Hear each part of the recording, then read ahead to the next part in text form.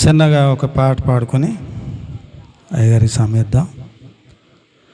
తల్లి వడిలో పవలించే బిడ్డవలేనే తండ్రిని వడిలోనే ఒదిగి తినయ్యా. తల్లి వడిలో పవలించే బిడ్డవలేనే తండ్రిని వడిలోనే ఒదిగి తినయ్యా. వేదన లేదు, శోధన లేదు, వేదన లేదు, శోధన లేదు, నీ హస్తము ఇడవనయ్యా, నీ హస్తము ఇడవనయ్యా.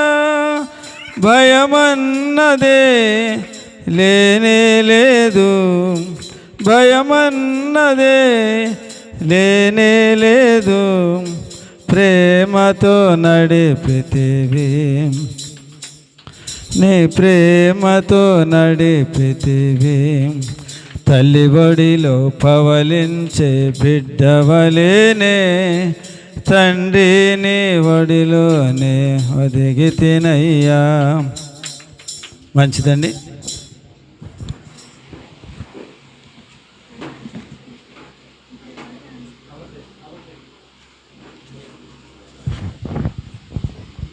ప్రభువును రక్షకుడైన యేసుక్రీస్తు ప్రభు నామములో కూడి వచ్చిన మీ అందరికీ నా ప్రత్యేకమైన వందనాలు తెలియజేస్తున్నానండి. వారికి ఇచ్చిన సమయంలో చక్కని సందేశం ఇచ్చిన మేరీ గారికి ప్రత్యేకమైన వందనాలు తెలియజేస్తా ఉన్నాను.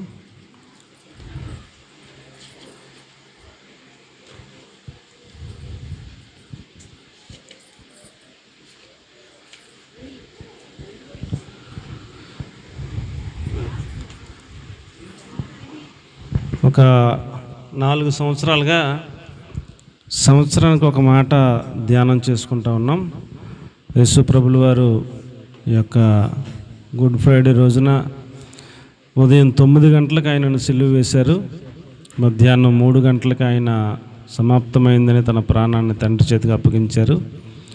ఈ యొక్క 6 గంటలు ఆయన సిలువలోనే వేలాడుతూ ఉన్నట్టుగా మనం చూస్తూ ఉంటాం. 9 గంటలకు ఇక్కడ ఆరాధన ప్రారంభించబడింది. చాలామంది 9:30కి వచ్చారు, 10ంటికి వచ్చారు, 11 గంటలకు వచ్చారు, 12 గంటలకు వచ్చారు. మంచిది. మనకి సంవత్సరానికి ఒకసారి ఒక 6 గంటల సమయం కూడా దొరకట్లేదు. ప్రభువారు మన కొరకు 9 గంటల నుంచి 9 గంటలకే సిలువ వేసేశారు. 2 చేతులు ఇలా మేకులు కొట్టేశారు, కాళ్ళకు మేకులు కొట్టేశారు, రక్తం ప్రవాహంలో కారుతూ ఉంది. అప్పటికే ఆ రాత్రి నుంచి కూడా కొరడాలతో కొట్టారు. సిలువ మోసుకుని రావటం ఉదయం నుంచి 9 అయ్యే వరకు ఆ ఊరి వీధుల గుండా సిలువ మోసుకుని వస్తూ ఉండగా కొరడాలతో కొట్టడం. అప్పటికే శరీరం అంతా నుజ్జు అయిపోయింది. అప్పటికే శరీరం అంతా దొన్నబడినట్టుగా అయిపోయింది. రక్తమంతా చాలా మట్టుకు అప్పటికే కారింది. అలాగే ఓపిక లేకపోయినా అలాగే ఆ బరువైన సిలువను మోసుకుంటూ ఆయన గొల్గొతా అనబడే ప్రాంతానికి వచ్చిన తర్వాత 9 గంటలకు ఇంచుమించుగా సిలువ వేసేశారు. అప్పటి నుంచి 3 అయ్యే వరకు ఆయన సిలువలో ఉంటూ ఈ 7 మాటలను పలికారు. 7 మాటలు చెబితే ఒక్కొక్క మాట ఒక్కొక్క అరగంట లేదా ఒక పావు గంట చెబితే 7 మాటలు చెప్పచ్చు. కానీ అన్ని మాటలు ఒకసారి గుర్తు ఉండటానికి, సారాంశాన్ని మనం గ్రహించి ఆ వాక్యాన్ని ప్రకారంగా జీవించడానికి మనకి 7 మాటలు ఎక్కువ దాన్ని మనం తీసుకోవడానికి ఇబ్బంది అవుద్దని ఒక్క మాట ఒక్క సంవత్సరానికి చెప్పడం జరుగుతూ ఉంది. హోసన్న మినిస్ట్రీలో కొన్ని వేల మంది ఉంటారు సంఘంలో. 2-3 వేల మంది, 10 వేల మంది ఉంటారు సంఘంలో. నాయకులు 4-5 ఉంటారు. అందులో ఒక్కొక్క సంవత్సరానికి ఒక్కొక్క మాట చెప్తారు, ఒక గంట చెప్తారు మెసేజ్, ఒకటే మాట. అలాగా కొన్ని పెద్ద మినిస్ట్రీ వాళ్ళు అనుసరిస్తున్న విధానాన్ని గమనించి ఒక మాట చెప్పటం ద్వారా నా ఉద్దేశం ఏంటంటే, ఏదైనా చర్చ చేపడితే ఒక సమగ్రమైన చర్చ చేపట్టాలి. ఆ ఒక్క వాక్యాన్ని మనం అర్థం చేసుకుని దాని సారాంశాన్ని మనం జీవితంలో సాధన చేయగలిగితే మన జీవితం ధన్యమవుతుందనే ఉద్దేశంతో మొదటి మాట 4 సంవత్సరాల క్రితం ధ్యానం చేసాం. అలాగే 2వ మాట, 3వ మాట, 4వ మాట, ఈ సంవత్సరం 5వ మాటను ధ్యానం చేయాలని దేవుడు నాకు ఇచ్చిన తలంపును బట్టి 5వ మాటను నేను సిద్ధపడి ఉన్నాను.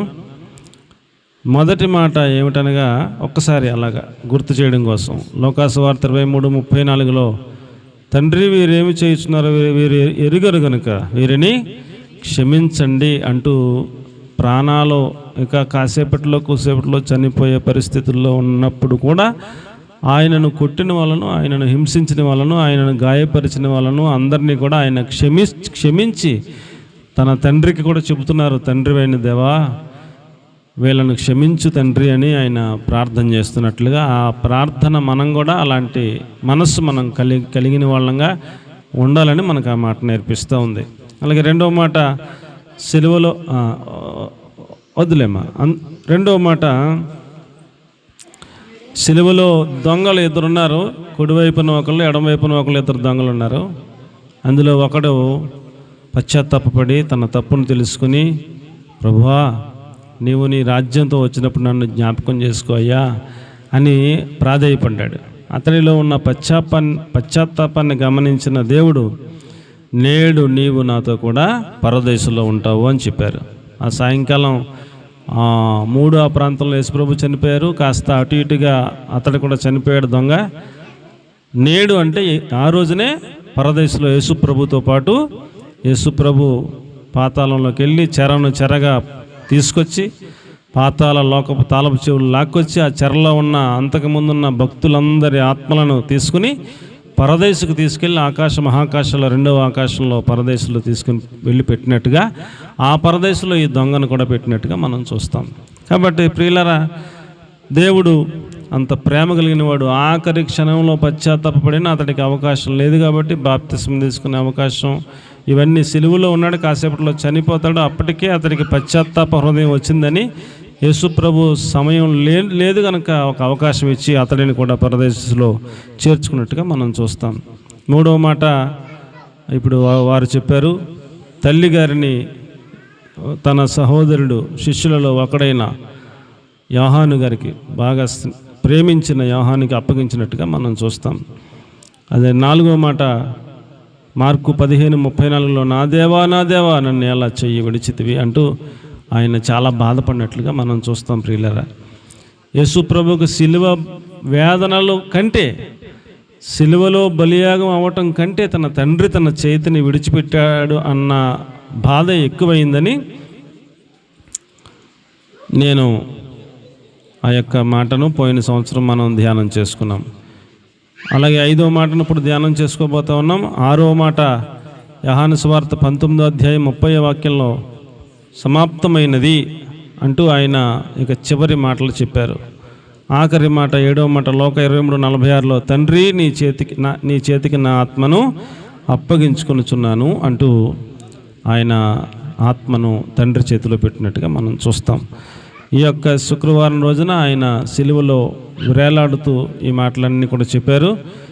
ఇప్పుడు మనం ఆలోచన చేసే ధ్యానం చేసే మాట ఏమిటంటే యోహాను సువార్త 19వ అధ్యాయం 28వ వాక్యాన్ని చదువుకుందాం. ఎవరైనా చదువుతారా?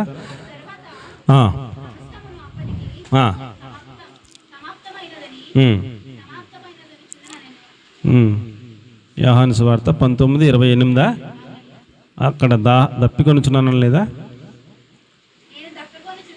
అంతే. నేను దప్పిగొనుచున్నాను అన్నాడు ప్రభు. చిన్న ప్రార్థన చేసుకుందాం. పరిశుద్ధము నమ్మగలిగిన మా ప్రియ పరలోకపు తండ్రి, అల్పుడను నిష్ప్రయోజకుడనైనా నేను మీ దోసుడను, నన్ను మీరు అంగీకరించి మీ అగ్ని చేతకాలు చెప్పటం వేసి పరిశుద్ధపరిచి మాకు కావలసిన ఒక ఉన్నతమైన ఉపదేశం మీరే మాతో బోధించమని మాట్లాడమని మమ్మలను ప్రభువా దప్పిక కలిగిన వారంగా అనేక ఆత్మల సంపాదికలంగా మమ్మల్ని అందరినీ మార్చి మీరే మహిమ పొందమని యేసుక్రీస్తు ప్రభుల వారి పరిశుద్ధమైన నామములో ప్రార్థించి అడిగి వేడుకొని పొంది ఉన్నాం తండ్రి, ఆమేన్. ప్రియులారా, యేసు ప్రభు వారు 9 గంటలకి సిలువలో ఎండ, అప్పటికే 9 గంటలకు ఎండ వస్తుంది కదండి. ఆ ఎండలో మనం నీళ్ళలో కూర్చునే ఫ్యాన్లు లేకపోతే ఉండగలమా? ఉండలేము, కష్టం. 2 ఫ్యాన్లు తిరుగుతున్నాయి, అయినా ఇబ్బందిగానే ఉంది. ఆయన ఎండలో మళ్ళీ మాడిపోతా సిలువలో 2 చేతుల్లో మేకులు, 2 కాళ్ళలో మేకులు, అప్పటికే శరీరం అంతా నలంగొట్టబడి చీల్చబడి రక్తం అంతా కారిపోయి ఆ రక్తం ఎండిపోయి ఎంత వేదన పడుతున్నాడు ఆయన. 3 గంటలు 6 గంటలు ఎండలో ఉంటే దాహం వేస్తుందా? ఇదండి, దాహం వేస్తుంది. ఆయన ఇంకా సాయంత్రం 3 కావస్తా ఉన్నప్పుడు నేను దప్పిగొనుచున్నాను అన్నాడు ఆయన. 6 గంటల నుంచి సిలువలో ఉన్న ఆయన దప్పిగొనుచున్నాను అని అంటే అక్కడ ఉన్న సైనికుల్లో ఎవరికి కూడా కాస్తంత కూడా కనికరం రాలేదు, కొంచెం కూడా కనికరం రాలేదు. దాహం అవుతుంది అంటున్నారని కాసిన్ని మంచిలు అలాగా నోటికడ్డకి అందిస్తారేమో అనుకుంటే చిరకాలం ముంచి, చేదు చిరకాలం ముంచి అలా నోటికడ పెట్టారంట. అది అలాగా రుచి చూడబోతే ఎలా ఉంటుందండి? అది మంచినీళ్ళలాగా ఉండవు, చేదు చిరక. ఆయన తాగలేదు. ఎలా తాగుతారు? ఆయన దాహము కొన్నాడు కానీ ఆయనకి దాహం తీర్చబడలేదు, ఆయన దాహం తీరలేదు.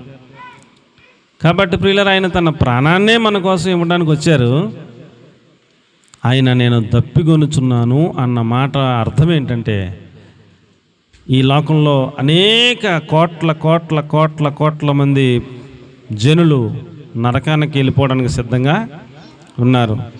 ఈ యొక్క నరకానికి వెళ్ళిపోయే ఈ ఆత్మలన్నిటినీ నేను చిందించిన ఈ యొక్క బలియాగం ద్వారా వారిని రక్షణ మార్గంలోకి నడిపిస్తే నాకు దాహం తీరుతుంది అన్నట్టుగా అది అర్థం చేసుకోవాలి మనం. ఆయన దాహం ఏంటండి?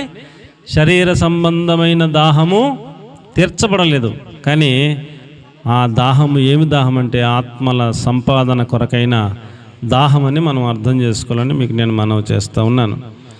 ఒక చోట మత్తయి సువార్త 25వ అధ్యాయం 35వ వచనంలో అంటారు, మీరు నాకు దాహం ఇయ్యలేదు, నేను దప్పికొంటిని కానీ మీరు నాకు దాహం ఇయ్యలేదు అని అన్నాడు. ప్రభువే అన్నాడు, నేను ఆకలిగా ఉంటిని, మీరు నాకు భోజనం పెట్టారు, దప్పికొంటిని, నాకు దాహం ఇచ్చారు. తర్వాత 42వ వచనం, నేను ఆకలిగా ఉంటిని, మీరు నాకు భోజనం పెట్టలేదు, నేను దప్పికొంటిని, మీరు నాకు దాహం ఇయ్యలేదు అంటూ మాట్లాడాడు. దాహము ఇవ్వలేని వారునేమో నరకం వెళ్ళటానికి సిద్ధంగా మీ కొరకు ఉందని చెప్పారు, మీరు నాకు దాహం ఇచ్చారు అన్నవారినేమో భూమి పుట్టినది మొదలుకొని మీ కొరకు సిద్ధపరచబడి ఉన్న పరలోక రాజ్యమును స్వతంత్రించుకోండి అంటూ వాళ్ళను అటువైపు వెళ్ళమన్నట్టుగా ఆయన ఆజ్ఞాపించినట్టు మనం చూస్తాం. కాబట్టి ప్రియులారా, యేసు ప్రభు దాహంగా ఉన్నాడంట, ఆయనకి దాహం ఇచ్చారంట కొంతమంది. ప్రభువా, మేమెప్పుడు మీకు దాహం ఇచ్చాము తండ్రి, నువ్వెప్పుడు దప్పికొన్నావు ప్రభువా అని వీళ్ళందరూ నీతిమంతులైన వాళ్ళందరూ అడిగితే ఆయన అన్నారు, మిక్కిలి అల్పులైన ఈ నా సహోదరులలో మీరు ఒకనికి ఎలాగూ చేస్తే కనుక నాకు చేసినట్టే అంటూ మాట్లాడారు. కాబట్టి ప్రియులారా, మనందరం కూడా దేవుని యొక్క దాహమును తీర్చగలిగిన వాళ్ళంగా మనం సిద్ధపడాలని మీకు నేను మనవి చేస్తూ ఉన్నాను. ఏమండి, మదర్ తెరిసా గారు మీకు ఐడియా ఉందా? మదర్ తెరిసా గారు ఆమె మిషనరీగా మన భారతదేశానికి వచ్చి ఆమె తన జీవితంలో ఎన్నో వేల మంది ప్రజలను ప్రభావితం చేశారు. వారి యొక్క పరిచర్యల ద్వారా, వారి యొక్క సేవల ద్వారా. ఒక కుష్టి వ్యాధిగ్రస్తులను పురుగులు బట్టి, ఏమండి, కుష్టి వ్యాధితో శరీరం తినేస్తూ ఉంటే అది పురుగులు పడితే అలాంటి వారికి డ్రెస్సింగ్ చేయడం సాధ్యం అంటారా? ఎటువంటి నర్సులైనా ఇంజెక్షన్ చేయమంటే చేస్తారు, సమయానికి ట్యాబ్లెట్ ఇవ్వమంటే ఇస్తారు, ఏదైనా గాయం డ్రెస్సింగ్ చేయమన్నా చేస్తారు. కానీ పురుగులు ఇలా కనపడుతూ ఉంటే, మెదులుతూ ఉంటే ఎవరు చేస్తారండి? కుష్టి వ్యాధిగ్రస్తుల మధ్యన ఆమె పరిచర్య చేశారు. ఆమె ఎంత ప్రేమించారంటే ఒక వ్యక్తిలో ఆమె యేసుప్రభు వారిని చూసేవారు. ఒక వ్యక్తిలో ఆమె ఎవరిని చూసేవారండి? యేసుప్రభు వారిని చూసేవారు. ఈ వ్యక్తి నరకం వెళ్ళిపోకూడదు, ఈ వ్యక్తి ఎక్కడికి వెళ్ళాలి? పరలోక రాజ్యం వెళ్ళాలి. దేవుని యందు ఆ దప్పికను వారు తీర్చుకోవాలి అని దేవునిని పరిచయం చేస్తూ ఉండేవారు ఆ యొక్క మదర్ తెరిసా గారు. అమ్మ, మనం లోకంలో పుట్టాం, పాపంలో పుట్టాం, పాపంలో పెరుగుతున్నాం, మనకు నరకానికి వెళ్ళిపోతాం, మీరు యేసు ప్రభుని గురించి తెలుసుకోండి. ఆయన మన కోసం ప్రాణం పెట్టారు, మన కోసం రక్తం కార్చారు. ఆయన యందు విశ్వాసం ఉంచితే ఆయన మనల్ని రక్షిస్తారు. ఆయన మనకు పరలోక రాజ్యం ఇస్తారని ఆయనను పరిచయం చేసి, ఆయనను అంగీకరించి వారు జీవ జలములు పొందేటట్లుగా, వారిని దాహము తీర్చబడేటట్లుగా ఆమె ప్రయాసపడినట్టుగా మనం చూస్తాం. కాబట్టి ప్రియులారా, మనం కూడా ఈ రోజున ఈ యొక్క శిలువ ధ్యానాలు మంచి శుక్రవారం రోజున మనం నేర్చుకోవాల్సిన పాఠం ఏమైనా ఉందా అంటే, మనం కూడా ఒక్క ఆత్మనైనా రక్షించటానికి ఏదో ఒకటి చేయాలి. దేవునికి స్తోత్రం కలుగునుగా. హల్లెలూయా. ఒక ఆత్మను రక్షించడానికి ఉపవాసమే ఉంటారో, ఒక ఆత్మను రక్షించడానికి కరపత్రిక పంచిపెడతారో, ఒక ఆత్మను రక్షించడానికి ఎన్ని కష్టాలైనా అనుభవించడానికి సిద్ధపడి మనం నరకం వెళ్ళిపోతున్న ఒక వ్యక్తిని నరకంలోంచి తప్పించి అగ్నిలోంచి లాగగలిగితే చాలు, వారికి మనం జీవజలములు పరిచయం చేసినట్టే. దేవునికి మహిమ కలుగునుగాక. సమరయ స్త్రీ అనే ఒక సహోదరి ఉన్నారు. ఆమె సాయంకాలం పూట చల్లబడ్డాక ఊరి వారందరూ బావి దగ్గరికి వచ్చి నీళ్లు పట్టుకెళ్తారు. ఈమె మిట్ట మధ్యాహ్నం మంచినీళ్ళకి వచ్చిందనమాట. ఎప్పుడు వచ్చిందండి? అందరూ ఎదురుగుండా కనపడలేక, అందరూ ఉన్నప్పుడు వస్తే తలకో మాట హేళన చేస్తారన్నట్టు ఆమె జీవితమే కొంచెం, అప్పటికే 5 భర్తలు ఉన్నారట, ఇప్పుడు ఉన్నవాడు 6వడంట, అతడు భర్త కాదట. ఇంత చరిత్ర ఉంది ఆమెకి. ఆమె జీవిత విధానాన్ని బట్టి ఆమె సాయంకాలం పూట అందరూ వచ్చే సమయంలో రాకుండా మిట్ట మధ్యాహ్నం మంచి ఎండలో ఉన్నప్పుడు ఎవరు రారు కదా, అప్పుడు వెళ్ళి మంచిలు తెచ్చుకుందామని వెళ్ళింది. వెళ్తే ఆమె ఆ సమయాన్నే వస్తుందని యేసుప్రభు దేవాదేవుడు కాబట్టి, ఆయన ఎరిగినవాడు కాబట్టి, ఆయన చాలా దూరం నుంచి ఆమె కోసమే మిట్ట మధ్యాహ్నం ఇలా నడుచుకుంటూ అక్కడికి వచ్చారు. అక్కడికి వచ్చి ఆమె కంటే ముందే వచ్చి ఆమె రాక కోసం ఆయన వెయిట్ చేస్తూ ఉన్నారు.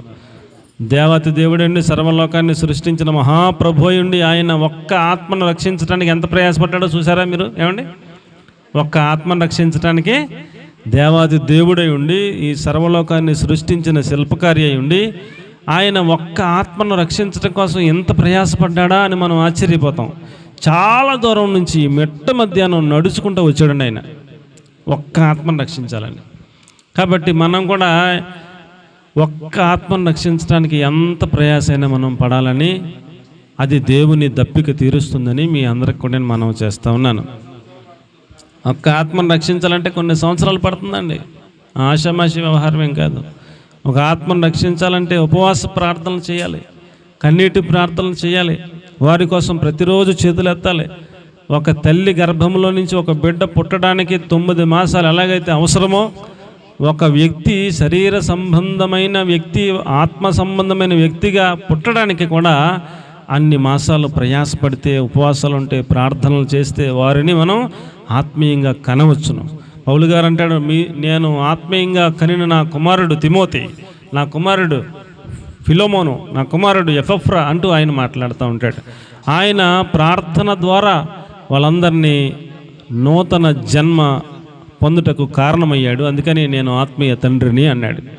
కాబట్టి ప్రియులరా, మనం ఒక్క వ్యక్తి కోసమైనా ఉపవాస ప్రార్థనలు చేయడానికి తీర్మానం చేసుకోవాలి ఈ రోజున. అండి, ఈ రోజున ఏమి నేర్చుకుందాం మనం? ఒక్క వ్యక్తినైనా రక్షించటం కోసం మనం ఏం చేద్దామండి? ఉపవాస ప్రార్థనలు చేద్దాం. ప్రతిరోజు మనం ప్రార్థన చేయాలి, ఆ ఒక్క వ్యక్తిని రక్షించు ప్రభు అని. ఆ ప్రార్థన అతడు రక్షణలోకి, ఆమె రక్షణలోకి వచ్చేదాకా మీరు కంటిన్యూ చేయాలి. అదే గర్భమున ధరించి బిడ్డలను కనటం అంటే, ఆత్మ సంబంధమైనటువంటి కుమారులను కుమార్తెలను కనటం అంటే. కాబట్టి ప్రియులారా, కొంతమందిని రక్షణలోకి నడిపించడం వెనక ఎంత ప్రయాసం ఉంటుందో మీరు గమనించాలి. పాస్టర్ గారు ఎన్నో సంవత్సరాలుగా, చాలా సంవత్సరాలుగా, 10-15 సంవత్సరాలుగా ఎన్ని ప్రయాస పడితే ఈ రోజున ఈ కొన్ని ఆత్మలను ప్రతిఫలంగా చూస్తున్నామో మీరు గమనించాలి. ఇంచుమించు 15 సంవత్సరాల క్రితం ఇక్కడ ఇదంతా పెద్ద గొయ్య, ఇదంతా 2 లారీలు మట్టి కొనుక్కొచ్చి, 3 లారీలు, మా శక్తికి మించి, మా వల్ల కాదు, మేము చేయలేము, కానీ మా శక్తికి మించి అప్పులు చేసి 3 లారీలు మట్టి తీసుకొచ్చి అక్కడ వేస్తే అలా చదునుగా అయింది. అది అలా అయిన తర్వాత ఈ బరకం ఉంది కదండి, ఈ బరకం పైన కట్టేవారు. ఇటువైపున ఒక కర్ర, అటువైపున ఒక కర్ర, అటువైపున ఒక కర్ర, ఇటువైపున ఒక కర్ర, 4 కర్రలు కట్టి ఆ కర్రలకి టెంట్ లాగా బరకాన్ని కట్టేవారు అనమాట. టెంట్ లేదు అప్పుడు. బరకం కడితే ఆ బరకంలోకి వెళ్ళి కూర్చొని ఒకళ్ళు 2 3 కూర్చొని ఆరాధన చేసుకునేవారు. ఎన్నో ఆటంకాలు, ఎన్నో ఆటుపోట్లు, ఎన్నో శోధనలు, ఎన్నో ఎదురు దెబ్బలు, ఎన్నో నిందలు, ఎన్నో అవమానాలు, ఎన్నో బెదిరింపులు, చాలా కష్టాల గుండా ప్రయాణించి కొంతకాలానికి కొద్ది మందినైనా ప్రభువుని రాజ్యంలో సిద్ధపరచాలనే ఆ యొక్క ఆశతో ఉపవాసాలుండి, నిద్రలు మానుకొని, కన్నీటి ప్రార్థనలు చేసి, జాగరణలుండి ఎన్నో తిప్పలు పడితే తర్వాత దేవుడు టెంట్ ఇచ్చారు. తర్వాత ఏమండి ఒక్కోటి ఇవన్నీ కూడా దేవుడు సమకూర్చారు. ఇప్పటికీ కూడా సంపూర్ణమైన స్థితిలోకి ఇది రాలేదు. కాబట్టి ప్రియులరా, సేవ అనగా ఒక ఆత్మను రక్షించటం, దేవుని రాజ్యంలో వారిని సిద్ధపరచడం అనగా అది చాలా ప్రయాసతో కూడుకున్నదని మీకు నేను మనవి చేస్తూ ఉన్నాను. కాబట్టి ప్రియులరా, మనం ఈ యొక్క మాటను గమనించినప్పుడు నేను దప్పికొని ఉన్నాను అని యేసుప్రభులు వారు అన్న మాటలో ఉన్న అర్థం ఏంటంటే, స్టిల్ ఈ రోజు కూడా ఇంకా యేసుప్రభుని అంటే ఎరగని జనులు చాలామంది ఉన్నారు. యేసుప్రభు అంటే ఎరగని జనులు చాలామంది ఉన్నారు. చాలా తండాలు ఉన్నాయి, చాలా రకరకాల భాషలు మాట్లాడే ఉన్నారు. మన దేశంలోనే చాలా కోట్ల మంది జనులు ఉన్నారు. వారికి యేసుప్రభు అంటే ఎవరో తెలియదు. సచిన్ టెండూల్కర్ అంటే క్రికెట్ ఆడతాడని అందరికీ తెలుస్తుంది. ఏమండి, ఇంకేదైనా పేరు చెప్తే పలానా వాడని అందరికీ తెలుస్తుంది. మొత్తం దేశంలో ఎవరిని అడిగినా తెలుస్తుంది. కానీ యేసుప్రభు అంటే చాలామందికి తెలీదు.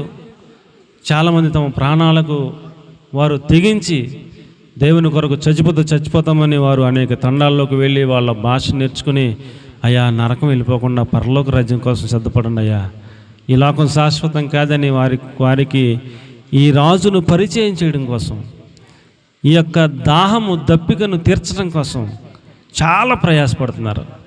కాబట్టి ప్రియులారా, మన వంతుగా ఇప్పుడు ఎక్కడో తండాలు, ఎక్కడో అడవిలోను, ఎక్కడో లేకపోతే గిరిజన ప్రాంతాల్లో కూడా వదిలేండి, మన ఇంత డెవలప్ అయిన మన ఈ గ్రామాల్లో, ఊర్లలోనే ఇంకా చాలామంది రక్షణ పొందలేని వారు చాలామంది ఉన్నారు. భార్య రక్షింపబడితే భర్త రక్షణ పొందలేని వారు చాలామంది ఉన్నారు. కుమారులు ఇంకా రక్షణ పొందిన వారు చాలామంది ఉన్నారు. కుమార్తెలు ఇంకా రక్షణ పొందిన వారు చాలామంది ఉన్నారు. ఉన్నారా లేరా? ఏమండి, వీళ్ళందరి కోసం మనం ఏం చేయాలండి? ఏం చేయాలి చెప్పండి? మనం ఉపవాస ప్రార్థనలు చేయాలి. ఉపవాసాలు ఉండాలి. వారానికి ఒక పూటైనా, ఒక రోజైనా ఉపవాసం ఉండి, ప్రభువా నా భర్తని రక్షించయ్యా, నరకం వెళ్ళిపోకుండా కాపాడయ్యా అని మనం ఏం చేయాలండి? ఉపవాస ప్రార్థనలు చేయాలి. ఈ దప్పిక తీరునట్లుగా మనము ప్రయాసపడాలని ప్రభు పేరిట మీకు నేను మనవి చేస్తూ ఉన్నాను. ఏమండి, యెషయా గ్రంథం 32వ అధ్యాయం 6వ వాక్యాన్ని మనం చూసినట్లయితే, త్వరగా మనం సమయానికి ముగించుకోవాలి. మనందరం కూడా ప్రార్థనలు చేయాలి.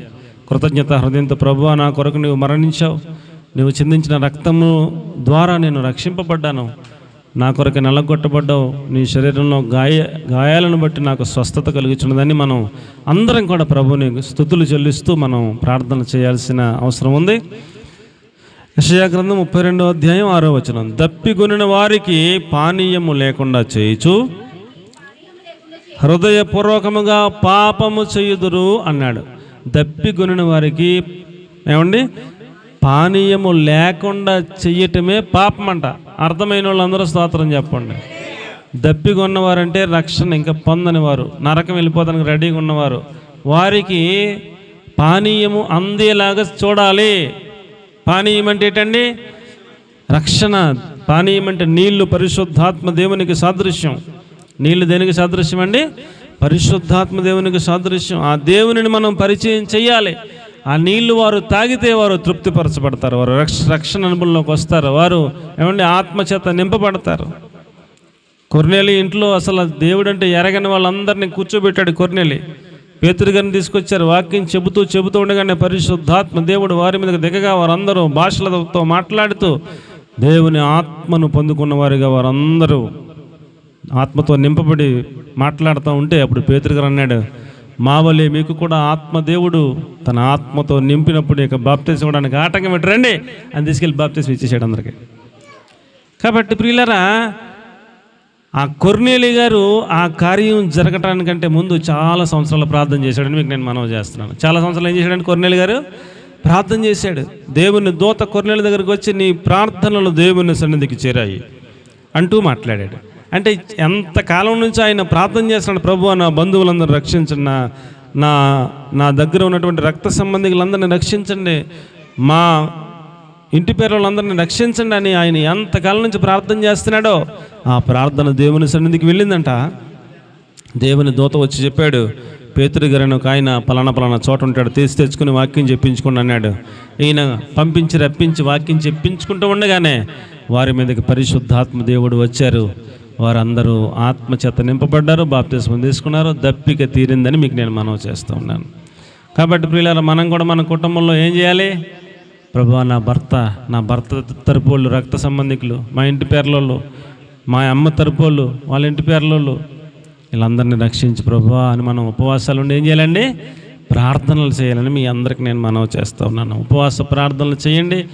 దైవ సేవకుని పిలిపించుకొని మీ ఇంట్లో ఒక మీటింగ్ పెట్టించుకోండి, లేకపోతే మందిరానికి మీ బంధువులను తీసుకొని రండి. ఏ విధము చేతనైనను నరకమునకు వెళ్ళిపోకుండా ఒక ఆత్మను రక్షణలోకి నడిపించటమే ఆ దప్పిక తీర్చడం అనే సత్యాన్ని మీకు నేను మనవి చేసుకుంటా ఉన్నాను. ఏమండి, యేసు ప్రభు యెషయా గ్రంథం 48వ అధ్యాయం 21వ వాక్యం మనం చూసినప్పుడు ఆయన రాతిలో నుండి వారి కొరకు నీళ్లు ఉబక చేసెను అన్నాడు. ఇశ్రాయేలు ప్రజలు ఇంచుమించు 20-30 లక్షల మంది అరణ్యంలో ఎడారిలో ఉంటే నీళ్ళు ఎక్కడ వస్తాయండి? అక్కడ ఎడారిలో నీళ్ళు ఉంటాయా? ఉండవు. ఎడారి అంటేనే నీళ్లు నీడ లేని ప్రదేశం అని అర్థం. ఎడారి అంటే దేని అంటారండి? నీళ్లు ఉండవు, నీడ ఉండదు, అలాంటి ప్రదేశాన్ని ఎడారి అంటారు. ఆ ఎడారిలో 30 లక్షల మంది జనం ఉంటే నీళ్ళు లేకపోతే బతుకుతారు, చచ్చిపోతారా? ఖచ్చితంగా చచ్చిపోతారు. అన్నం లేకపోయినా, ఆహారం లేకపోయినా 40 రోజులన్నా బతుకుతారంట. నీళ్ళు లేకపోతే బతకలేరు. నీళ్ళు ఉంటే 40 రోజులు గెంటేస్తారు కదా. తర్వాత ఏదైనా ఆహారం దొరికితే మళ్ళీ తింటే మళ్ళీ కొంతకాలం బతుకుతారు. అసలు నీళ్ళే లేకపోతే తొందరగా కొన్ని గంటల్లోనే చచ్చిపోతాం. కాబట్టి నీళ్ళు అంత ప్రాముఖ్యం. రాతిలో నుండి మనము దప్పిక ఉన్న వాళ్ళకి నీళ్లు అందించకపోవటమే పాపం అన్నాడు. మనం దప్పిక ఉన్న వాళ్ళకి మనం ఏమి ఇవ్వాలి? నీళ్లను అందించాలి. నీళ్ళనగా పరిశుద్ధాత్మ దేవుడిని మనం వారికి పరిచయం చెయ్యాలి. చెయ్యకపోవటమే పాపం అంటాడు సమూయేలు గారు. అంటాడు నేను ప్రార్థన చెయ్యకపోవటమే పాపం అంటాడు సమూయేలు గారు. ఇప్పుడు ఈ వాక్యాన్ని బట్టి మనము దేవునిని ఇతరులకు పరిచయం చెయ్యకపోవటమే మనకి పాపం అన్నట్టు మనం అర్థం చేసుకోవాలని మీకు నేను మనవి చేస్తూ ఉన్నాను. ఒక ఆయన 5 స్నేహితులు రక్షణ కోసం 25 సంవత్సరాలు ప్రార్థన చేశాడంట. ఎన్ని సంవత్సరాలు అండి? 25 సంవత్సరాలు. ఒక 5 సంవత్సరాలకు ఒక స్నేహితుడు మార్పు చెందాడు, ఇంకో 5 సంవత్సరాలు ఇంకొక స్నేహితుడు, అలాగే 20 సంవత్సరాలకు 4 రక్షింపబడ్డారు. 25వ సంవత్సరం 5వ స్నేహితుడు రక్షణ పొందకుండానే ఈయన చచ్చిపోయాడు ప్రార్థన చేసిన ఆయన సమాధి కార్యక్రమానికి వచ్చిన 5వ స్నేహితుడు ఆయన డైరీ చదివి ఈయన పేరు ఆ డైరీలో రాశాడంట. ఆయన ఈ స్నేహితుడు ఇంకా రక్షణ పొందలేదు, ఆయన కోసం 25 ఏళ్ళ నుంచి ప్రార్థన చేస్తున్నాను అంటూ రాసిన ఆ డైరీని చదివి ఆ సమాధి దగ్గరే పరిశుద్ధాత్మ దేవుని చేత నింపబడి కన్నీళ్లతో పశ్చాత్తాపం చెంది రక్షణ పొందాడంట సమాధి దగ్గరే. ఆయన ప్రార్థన వృధా కాలేదని మీకు నేను మనవి చేస్తూ ఉన్నాను. కాబట్టి ప్రియులారా, యేసు ప్రభుల వారు నేను దప్పికొనుచున్నాను అని అన్నటువంటి ఆ మాట యొక్క అర్థం ఏంటంటే, ఇంకా ఇంచుమించు 700 పైచిలకు కోట్ల జనాభాలో ఇంకా 350 కోట్ల పైగానే రక్షింపబడని జనులు ప్రపంచంలో ఉన్నారు అన్నది వాస్తవం. కాబట్టి ఇన్ని ఆత్మలు నరకం వెళ్ళిపోకుండా మన వంతుగా మనం ఏం చేయాలి? ఎవరైనా ఒక్క వ్యక్తిని మనం రక్షణలోకి నడిపించడానికి ఉపవాసమే ఉంటారో, జాగరణమే ఉంటారో, ఏం చేస్తారు, ఏదో ఒకటి చేసి ఒక వ్యక్తిని ప్రభువా రక్షించని ప్రభు పాదాలు పట్టుకుంటే ప్రభు ఏదో రీతిగా రక్షిస్తాడు. సౌలు అనే ఆయన ఏమండి సంఘమును హింసించడానికి బయలుదేరి పత్రికలు తీసుకుని గుర్రం మీద వచ్చేస్తుంటే దేవుడు అతన్ని ఎలా రక్షించాడు? మిట్ట మధ్యాహ్నం వేళ ఆయన వెలుగు కనబడగానే అతడు పడిపోయాడు. ఆయన స్వరం విని అతడు రక్షణ పొందాడు కదా. దేవుడు ఏదో విధంగా రక్షిస్తాడు. మనం ప్రార్థనలు చేస్తే దేవుడు ఏదో విధంగా ఏదో ఒక మార్గంలో రక్షిస్తాడు. వాళ్ళను ఆయన పరలోకమునకు చేరేటట్లుగా సిద్ధపరుస్తాడు. దేవునికి స్తోత్రం కలుగును గాక. మనం ఒక్క వ్యక్తిని రక్షించడానికి ఎన్ని బాధలు అయినా పడటానికి మనం సిద్ధపడితే 30 లక్షల మందికి సరిపడా నీళ్లు ఒక్క బండను చీల్చిచ్చాడంట దేవుడు. దేవునికి స్తోత్రం కలిగిన గాక. వాళ్ళు ఎక్కడికి వెళ్తే అక్కడికి కూడా ఈ బండ కూడా వెళ్తుందంట. 40 సంవత్సరాలు, ఒక సంవత్సరం కదా, ఎన్ని సంవత్సరాలు అండి? 40 సంవత్సరాలు వాళ్ళు ఎక్కడికి వెళ్తే అక్కడికి కూడా బండ కూడా వారిని వెంబడించిందటండి. ఈ బండ కూడా వెళుతూ ఆ బండలో నీళ్ళు వచ్చేస్తుంటే 30 లక్షల మంది తాగుతామే సమృద్ధిగా. ఆ బండ క్రీస్తే అన్నాడు. దాని యొక్క అర్థం పౌలు గారు కొరింథీ పత్రికలో చెప్పాడు. ఆ బండ ఎవరండి? యేసు ప్రభుల వారు మనల్ని వెంబడిస్తూ మనకు దప్పికను తీర్చేటువంటి మహాదేవుడు. ఆయన దప్పిక తీరుస్తాడు అని ఆయనను మనం ఏం చేయాలి? పరిచయం చేయాలి. దప్పిక ఉన్న వారికి మనం ఏం చేయాలి? యేసు ప్రభుల వారిని, పరిశుద్ధాత్మ దేవుడిని మనం పరిచయం చేస్తే ఆ బండలో నుంచి దప్పిక తీరే అంతటి నీళ్లు ఉబికి వస్తాయని, వారి దప్పిక తీరుతుందని, వారు రక్షింపబడతారని, పరలోక రాజ్యంలోకి సిద్ధపరచబడతారని ఇందు మూలంగా నేను మీ అందరికి కూడా మనవి చేసుకుంటా ఉన్నాను. కీర్తనకారుడు 63వ కీర్తన 1-2 వచనాల్లో ప్రభువా నేను వేకువని నిన్ను వెతికెదను అన్నాడు. మన దప్పిక ఏమై ఉండాలి? ఏమండి, మన దప్పిక ఏమై ఉండాలి? అమ్మా, మనకి దాహం వేస్తుంది. దాహం వేస్తుంటే ఏం చేస్తాం మనం? ఖచ్చితంగా మన ఇంట్లో ఉంటే సరే, లేకపోతే మన ఇంట్లో లేకపోతే పక్కింట్లోకైనా వెళ్ళి ఏమండి కొంచెం మంచి వెళ్ళి ఇవ్వండి అని కొనుక్కుని తాగుతాం. తాగపోతే చచ్చిపోతాం. తాగపోతే ఏమవుతామండి? మనుషులు తాగపోతే డిహైడ్రేషన్ అయిపోతాం, చచ్చిపోతాం. చాలా అత్యవసరం నీళ్ళు. అత్యవసరమా అవసరమా? అత్యవసరం. కాబట్టి ప్రియులరా, మనకి అత్యవసరం ఏంటంటే ఆ నీళ్ళు ఇచ్చే ప్రభువును మనం వెతుక్కోవాలి. దేవునికి స్తోత్రం కలిగిన గాక. ఉదయం లేవగానే ఆయన్ని వెతుకుతాడట. చదవండి మాట ఏమంటాడు? కీర్తన 63వ అధ్యాయం 1-2 వచనాలు. దేవా నా దేవుడవు నీవే, వేకువనే నేను నిన్ను వెదకుదును.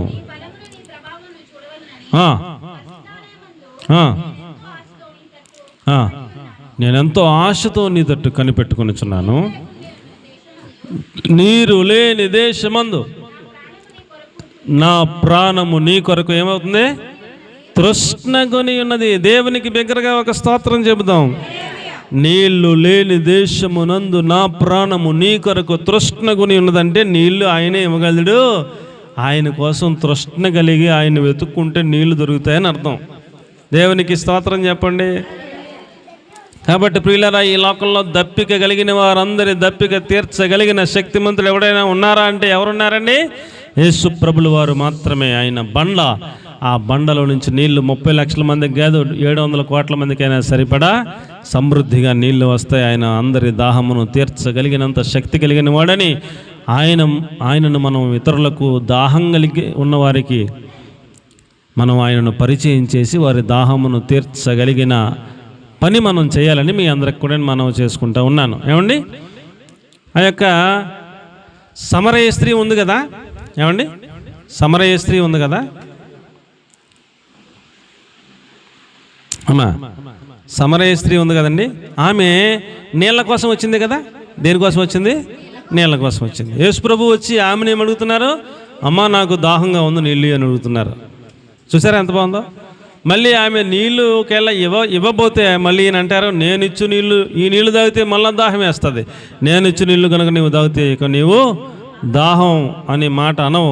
ఆ నీళ్లు నీ కడుపులో నుంచి ఊరడి నీటి బొగ్గగా ఉంటుంది, జీవ జలముగా ఉంటుంది అంటూ మళ్ళీ ఆయనే మాట్లాడతారు. అయితే ఆ నీళ్ళు ఇచ్చే ప్రభు మళ్ళీ రాకుండా అని ఆమె అడుగుతారు. చివరికి ఆయన మెస్సియా అని ఆమె గమనిస్తారు, గుర్తిస్తారు, తన పాపాలను ఒప్పుకుంటారు, పరిశుద్ధపరచబడతారు. ఆమె హృదయంలోకి యేసు ప్రభు వస్తారు. ఆ తర్వాత జీవ జలములు ఆమెలో నుంచే, ఏమండి జీవ జలములు ఆమెలో నుంచే ఊరిని అని ఆమె వెళ్ళి ఊరు మొత్తాన్ని రక్షించిందని మీకు నేను మనవి చేసుకుంటా ఉన్నాను. మన లోపల దాహం తీరితే, ఏమండి మన లోపల దాహం తీరితే, మన లోపల జీవ జలము ఊరడి బొగ్గగా మనం మారితే మన ద్వారా ఎంతమంది రక్షింపబడాలి? ఒక్క వ్యక్తి ద్వారా ఒక ఊరే రక్షింపబడాలి. ఆ ఒక్క వ్యక్తి ఎంతమంది నడిపించిందండి యేసు ప్రభు దగ్గరికి? మొత్తం సమరయ పట్టణంలో ఊరందరూ ప్రతి ఇంటికి వెళ్ళి తలుపు కొట్టింది. వాళ్ళు ఆశ్చర్యపోతున్నారు, ఇదేంటి ఈవిడు అక్కడెక్కడ ఉండాలి, ఇక్కడికి వచ్చి మనకి తలుపు కొడుతుందంటే ఆశ్చర్యపోతే ఆవిడ అంటారు, నేను బావి దగ్గరికి వెళ్తే అక్కడ మెస్సియా ఉన్నారు, నాతో మాట్లాడారు, నా పాపం అంతా నాకు చెప్పారు, నా బతికంతా నాకు చెప్పారు, నేను ఇప్పుడు పరిశుద్ధపరచబడ్డాను, నాలో నుంచి జీవజలములు వస్తూ ఉన్నాయి, మీరు కూడా వెళ్ళి ఆయనను చూడండి, ఆయన మెస్సియే కాదా అని ఊరోళ్ళందరికీ చెప్తే వీళ్ళ కూడా ఆమె మాట మీద బావుకడికి వెళ్ళారు. అక్కడ నిజంగా యేసుప్రభు ఉన్నారు, ఆయనతో మాట్లాడారు, మా దగ్గర 2 రోజులు ఉండండి, బతిమలాడుకుని తెచ్చుకుని వాక్యం విన్నారు. ఊరు మొత్తం అంతా రక్షింపబడ్డారు. ఆమె ఒక్క వ్యక్తి దాహం తీర్చబడిన తర్వాత ఆమె ఊరు మొత్తాన్ని దేవుని పాదాల దగ్గర తీసుకొచ్చింది. యేసుప్రభు దాహం అడిగాడా? అవును అడగలేదా? అమ్మా నాకు మంచినీళ్ళు ఇమ్మని, నాకు దాహంగా ఉందని అడిగాడా యేసుప్రభు? అడగలేదండి, అడిగారు. యేసుప్రభు దాహం తీర్చిందా తీర్చలేదా? తీర్చింది. మరి మనం కూడా దేవుని దాహాన్ని తీర్చగలిగిన వారిగా మనం ఎదుగు నిమిత్తము మనం కూడా ప్రయాసపడాలని, అనేక మందిని రక్షణలోకి నడిపించాలని, అందుకోసం ఉపవాస ప్రార్థనలైనా ఏమండి జాగరణలైనా మనం చేస్తూ ఏదో ఒకటి మనం ఏది చేయగలిగితే అది చేస్తూ ఒక వ్యక్తిని నరకం నుంచి పరలోక రాజ్యం వైపు సిద్ధపరచగలిగిన వారంగా మనం తయారవ్వాలని ప్రభు పేరిట మీకు నేను మనవి చేస్తూ ఉన్నాను. కీర్తన గ్రంథం 143 అధ్యాయం 6వ వాక్యంలో అంటాడు, కీర్తన గ్రంథం 143 6వ వచనంలో దేవునిని సంపాదించుకోవడమే దాహం తీరటం అంటూ అక్కడ అర్థాన్ని చెబుతాడు. 143 కీర్తన 6వ వచనం, నీ తట్టు నా చేతులు చాపుచున్నాను, ఎండిపోయిన భూమి వలె నా ప్రాణము నీ కొరకు ఆశపడతా ఉంది, యెహోవా నా ఆత్మ క్షీణించుచున్నది, నాకు ఉత్తరమేమో.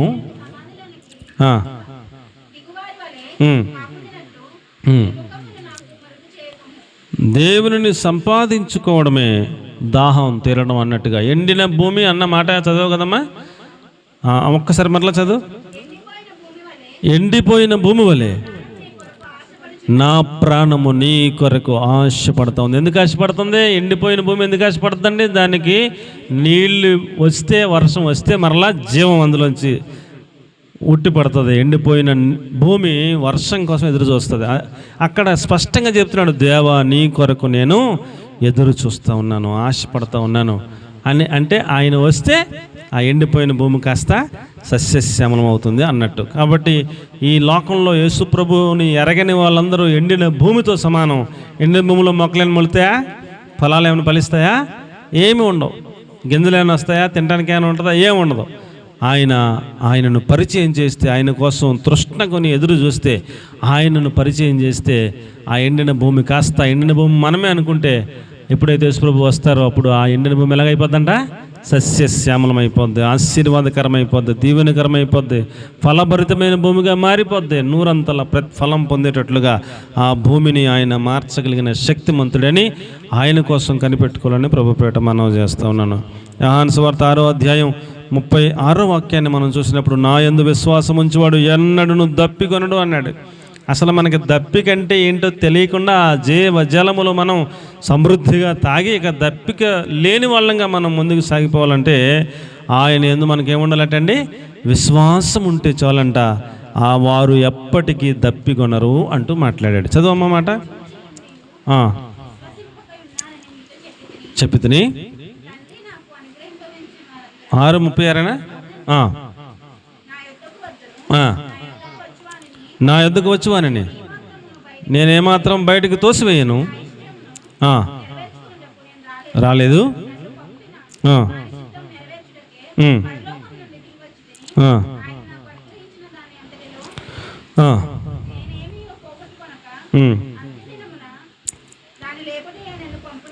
ముప్పై 35లో ఉందా పని ఆ మాట? నేనే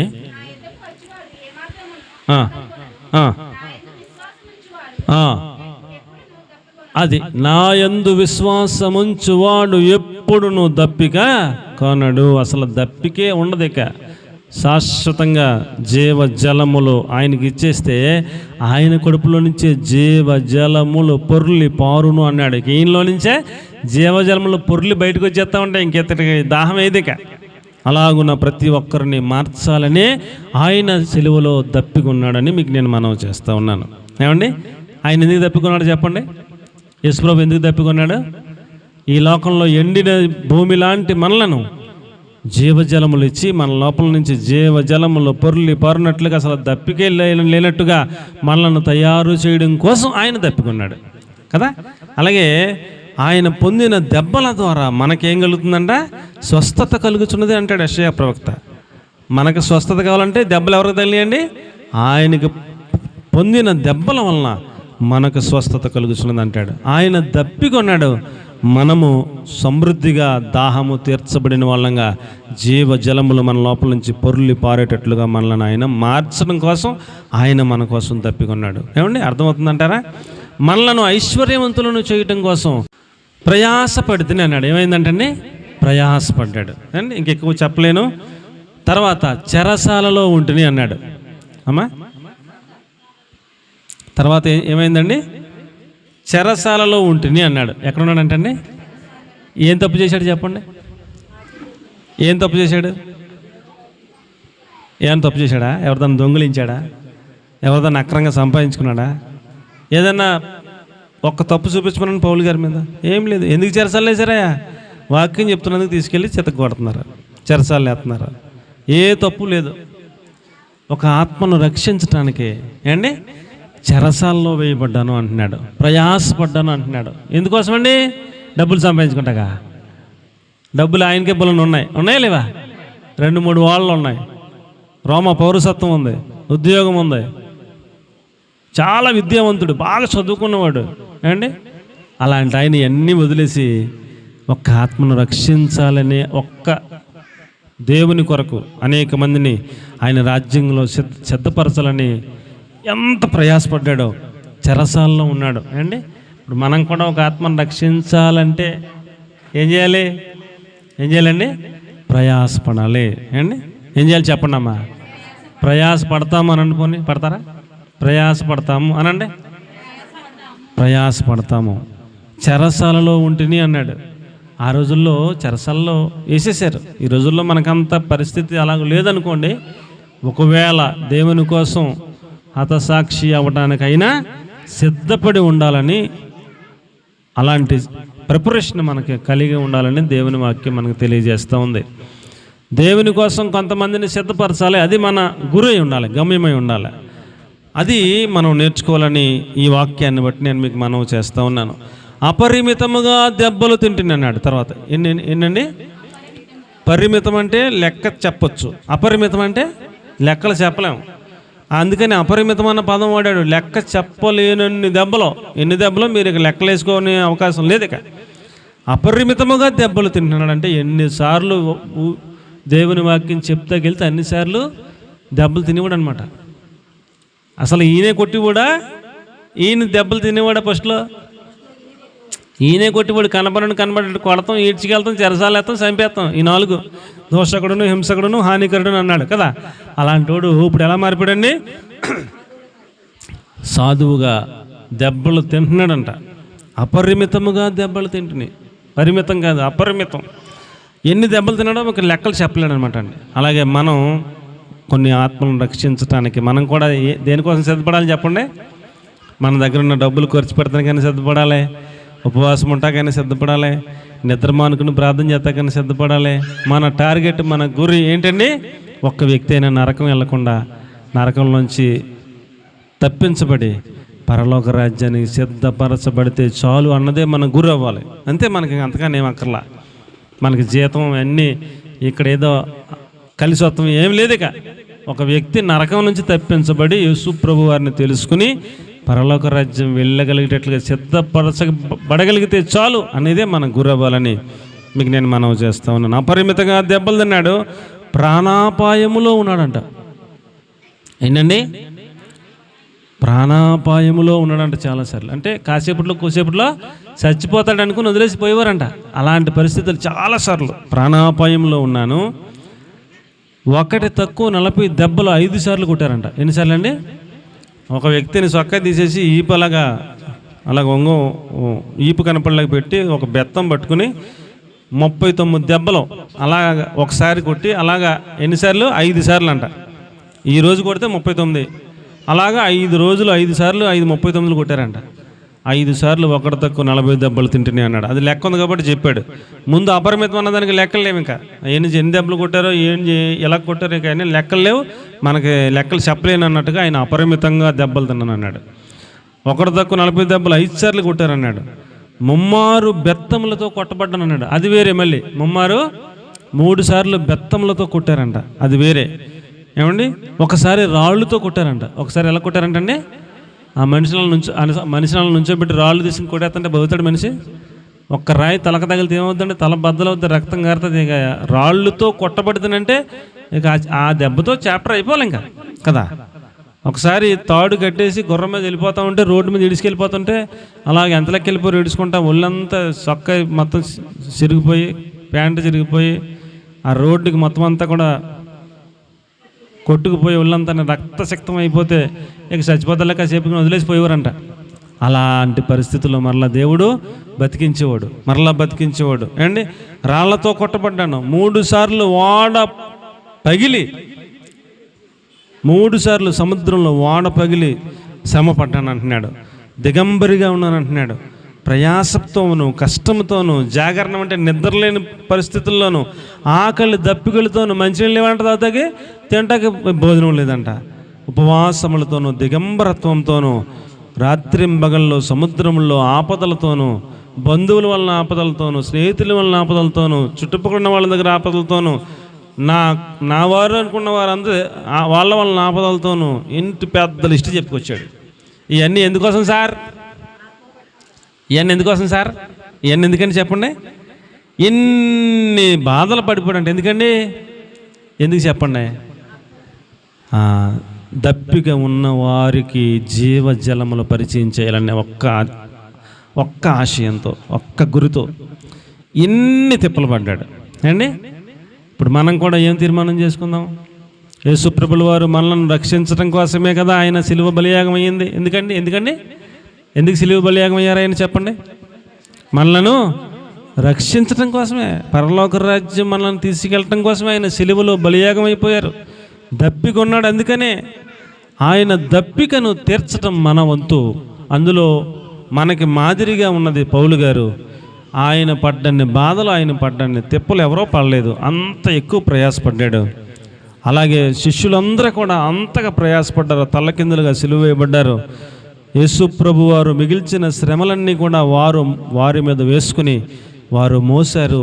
అనేకులు, ఒక్క శిష్యుడు ఒక్క దేశం వెళ్ళి ఆ దేశంలో అనేక మందిని యేసు ప్రభు కొరకు సంపాదించి ఆయన యాత్ర ముగించుకుని వెళ్ళిపోతూ ఉండేవారు. అలాగున ప్రియులారా, ఈరోజు వరకు మన చేతిలోకి బైబిల్ వచ్చిందని మీకు నేను మనవి చేస్తున్నాను. ఎంతోమంది మిషనరీల ప్రాణ త్యాగ ఫలితం ఈ యొక్క బైబిల్ మన చేతిలోకి వచ్చిందని మీకు నేను మనవి చేసుకుంటా ఉన్నాను. కాబట్టి ప్రియులారా, మనం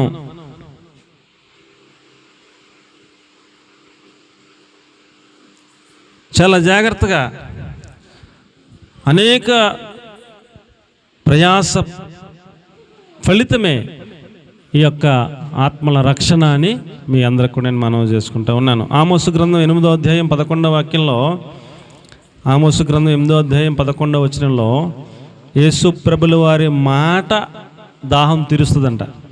ఏంటండి? ఆయన మాట దాహం తీరుస్తుందటండి. ఆయన మాట కోసమే, అదే కరువు అంటండి.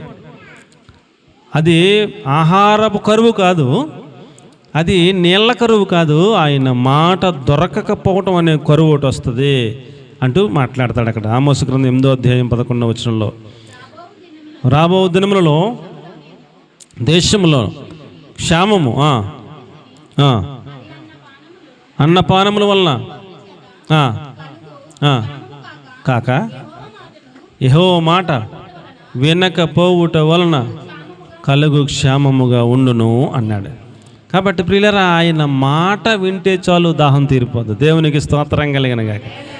సాతాను వచ్చి యేసుప్రభుతో అంటాడు, ఆకలిగా ఉంది కదా ప్రభు, రొట్టెని రాళ్ళగా చేసుకుంటే యేసుప్రభు ఇచ్చిన సమాధానం ఒకటే ఒక మాట, రొట్టె వలన మనుషుడు జీవించడం కానీ దేవుని నోట నుండి వచ్చు ప్రతి మాట వలన మనుషులు జీవించదరు అంటూ మాట్లాడాడు. ఆయన మాట మనల్ని జీవింపజేస్తుంది, ఆయన మాట మనలను దాహం తీరుస్తుంది, ఆయన మాట మనలోని జీవజలములో ఊరడి బొగ్గగా మనలను తయారు చేస్తుందని అలాంటి మహాదేవుడిని మనం అందరికీ పరిచయం చేయాల్సిన బాధ్యత మన మీద ఉన్నదని మీ అందరికీ కూడా నేను మనవి చేసుకుంటా ఉన్నాను. అలాగే అబ్రహాము గారి యొక్క దాహం ఏమిటి చెప్పండి? ప్రభువా, లోతు ఉన్నాడు, లోతు భార్య ఉంది, 2 కూతురు ఉన్నారు, వాళ్ళ నలుగురిని రక్షించు ప్రభువా, వాళ్ళ నలుగురి కోసం దేవుని కాళ్ళు పట్టుకుని ప్రాణాలకు తెగించి పోరాడాడు. అవునా కదా? ప్రభువా 50 మంది కాపాడవా అంటూ మొదలెట్టాడు. 10 దాకా వచ్చాడు. దేవుడు 10 ఉన్నా కాపాడతానంటూ వెళ్ళిపోతే ఒకవేళ 10 కూడా లేరేమో అని ఆ సన్నిధిలోని, దేవుని సన్నిధిలో నుండి ఆ లోతు కుటుంబం కాపాడు ప్రభువా అని గోల పెడుతున్నాడు. ఒక్క నలుగురు కోసం అండి ప్రాణాలకు తెగించి పోరాడుతున్నాడని మీకు నేను మనవి చేస్తూ ఉన్నాను. మీ తమ్ముడు చెరపట్టబడ్డాడని తెలిసి ఎక్కడికి వెళ్ళాడండి? అబ్రాహాము ఎక్కడికి వెళ్ళాడు?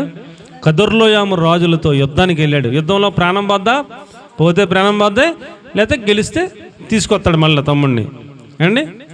అలాంటిది ఒక్క నలుగురు కోసం ఏం చేశాడండి?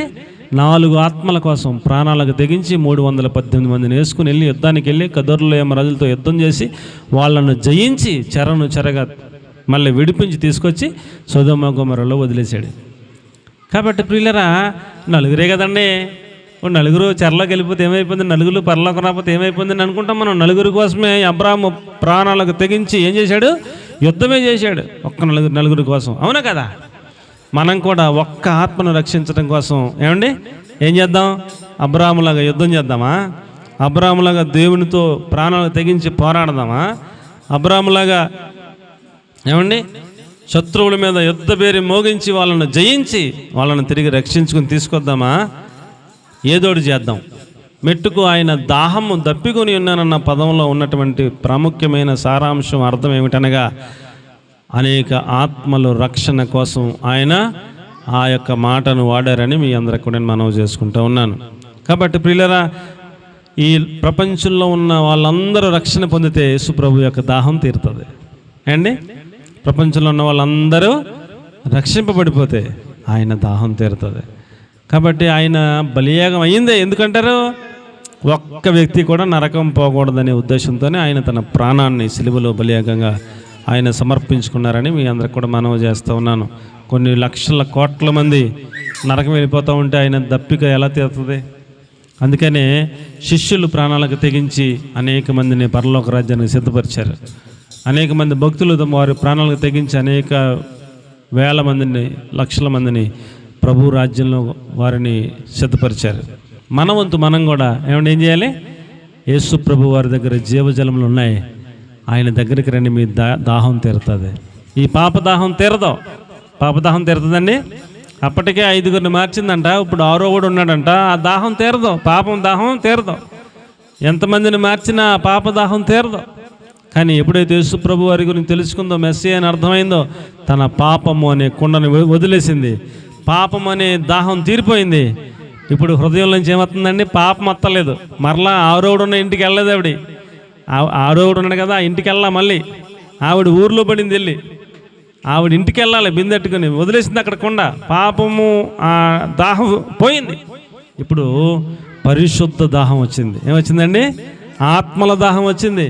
దేవుని కోసం ఆత్మలు సంపాదించాలన్న దాహం వచ్చింది. ఆమె ఊర్లోకి వెళ్ళింది. ఆమె హృదయంలో నుంచి జీవజలములు బయటకు వచ్చేస్తూ ఉన్నాయి. ఆ జీవజలముల ద్వారా, అమ్మా నన్ను రక్షించాడు ప్రభు, నేను పాపిష్టిదాన్ని మీకు తెలుసు కదా, 5గురిని మార్చాను, ఇప్పుడు 6వ పెట్టుకున్నాను, మీకు అందరికీ తెలుసు కదా, నన్ను మార్చాడు నా ప్రభు. మీరు కూడా ఒకసారి వెళ్ళి కనపడండి, అక్కడ బావికాడ ఉన్నాడు ఆయన, మీ బతుకులు కూడా మార్చుకోండమ్మా, జీవజలం పొందుకోండమ్మా అని అందరికీ పత్తి కొంపకెళ్ళి తలుపు కొట్టి ప్రయాసపడి చెప్పింది. ఊరు మొత్తాన్ని సంపాదించిందని మీ అందరికీ నేను మనవి చేస్తూ ఉన్నాను. దేవునికి స్తోత్రం కలిగినగాక. అలాగే ప్రియులారా, రాహాబు అనే ఒక స్త్రీని మనం చూసినట్లయితే ఆమె జీవితం కూడా వేశ్య జీవితం. ఆమె వృత్తి అది, ఆమె బతుకు తెరువది.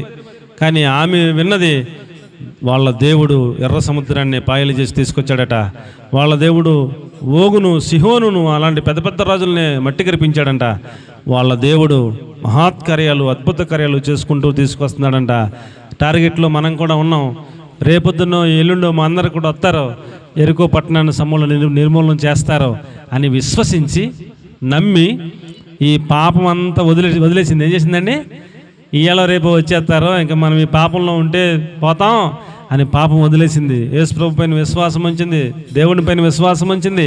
ఆ ఈ వేగు చూడటానికి వచ్చిన ఇద్దరితో మాట్లాడుతూ అంది, అయ్యా మీ దేవుడి ఎడల మేమందరం కూడా ఆ మాటలు విన్నప్పుడు మా గుండెలు కరిగిపోయి నేను విశ్వసించాను, మీరు వచ్చినప్పుడు నన్ను నా కుటుంబాన్ని కాపాడుతానని వాగ్దానం చేయండి అని వాగ్దానం చేయించుకుంది అండి.